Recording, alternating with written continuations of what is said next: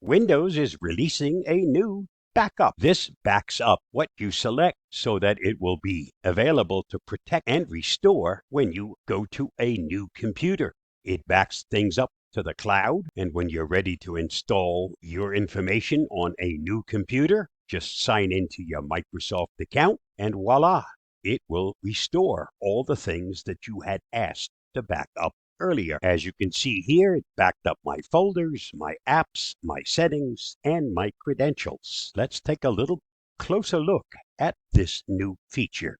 This is currently only available to those running a Windows Insider build 22631.2262 or later.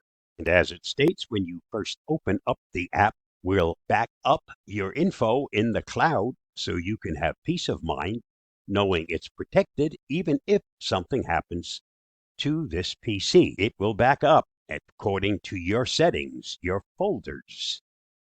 And this is what I have set up. My desktop, my documents, my pictures, in my apps, my settings, and related links, my credentials, all of my necessary information about my Microsoft account. Once this has been set up, all you have to do is hit the button that says back up. Hit the down arrow here and you'll get more details. And as it says here, it backed up already the folders. It's backing up my apps. Now you control what folders you want back up. So it pretty much depends on, because this is being backed up to the cloud, OneDrive. How much space do you have? If you have lots of space, you can select almost all of the folders.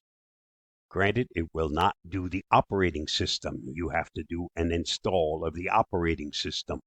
But once that's done and you signed into your Microsoft account, it will restore all that information. It's backed up the settings.